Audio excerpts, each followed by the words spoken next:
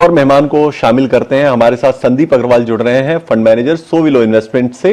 और संदीप जी, स्वागत है आपका 18 स्वदेश पर। Good morning.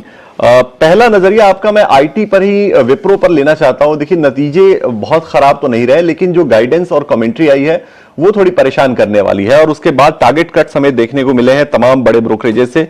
आज विप्रो जो है वो काफी अच्छे खासे वॉल्यूम के साथ गिरावट दिखा रहा है, 2.5% के आसपास का। पहला व्यू मैं आपसे ही लेना चाहता हूं कि विप्रो के नतीजों को और कमेंट्री को आपने कैसे एनालाइज किया। देखिए, नमस्कार। आपके प्लेटफॉर्म पे बुलाने के लिए। हम एक पीएमएस रन करते हैं, कंपनी स्पेसिफिक जनरली कमेंट करना नहीं चाहूंगा, लेकिन ये कहूंगा कि विप्रो का अगर आप देखेंगे पिछले 17-18 साल 20 साल का ट्रैक रिकॉर्ड, तो कुछ कुछ बीच बीच में इक्का दुक्का क्वार्टर छोड़ के नंबर्स कभी पॉजिटिव सरप्राइज कर नहीं पाते हैं, मैसिवली अंडर परफॉर्म करते हैं इंडस्ट्री ग्रोथ को और पीयर सेट को।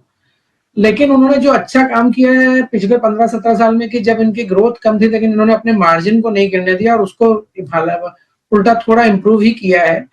ये कैश फ्लो मशीन है, कैश जनरेटिंग मशीन है। मार्केट कैप 2,20,000 करोड़ का है, उसमें 50-60,000 करोड़ का कैश है।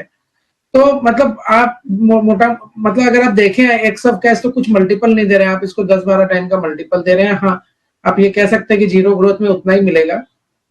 तो इस तरह के तो विप्रो का ना कभी कोई एक आपको डायरेक्शन देता है कि इंडस्ट्री में क्या हो रहा है, और ना उसका उल्टा भी सही है। तो हम लोग विप्रो को बहुत ज्यादा तरह से नहीं देखते, क्योंकि उसके थोड़े लीडरशिप इश्यूज रहे हैं पिछले 15-20 साल से, जो सॉल्व नहीं हुए। बहुत तरह के उन्होंने एफर्ट भी मारे मैनेजमेंट ने, लेकिन अभी तक उन्हें ग्रोथ वापस नहीं मिली है। तो जब तक ग्रोथ नहीं मिलती कहना मुश्किल है। बट मैं ये कहूंगा कि सेक्टर बहुत अच्छा लग रहा है। सेक्टर में जो बड़ा पेन था पूरा खत्म हो गया है। पिछले 15-20 दिन, 1 महीने से हम बहुत पॉजिटिव हैं, और हम कह भी रहे हैं कि अब यहाँ से लेना चाहिए, क्योंकि इनसेन वैल्यूएशन करेक्ट हो गई है, रुपी का डिप्रेशन का बेनिफिट है, और थोड़ी बहुत ग्रोथ भी है। एआई का डिफ्लेशन 3-4% साल का है, तो भी 5-6% ग्रोथ नेट नेट, प्लस 7-8% का डेल्टा रुपी का, तो 13-14% ईपीएस ग्रोथ अगले 2 साल लगता आ जाएगी।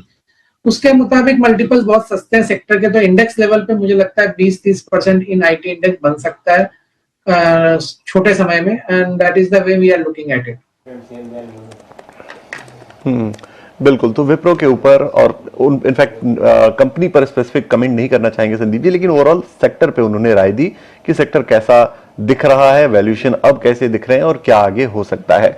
चलिए जरा कुछ और शेयरों पर बात करते हैं, और जो शेयर्स एक्शन में दिख रहे हैं आज उन पर जरा चर्चा करते हैं। आप देखिए, एचडीएफसी लाइफ नतीजे कल आए थे, उसके बाद आज ब्रोकरेजेस की रिपोर्ट आई। रिपोर्ट्स तो पॉजिटिव है, लेकिन शेयर टूट गया, करीब करीब 4% टूट गया शेयर, 609 पर आ गया। और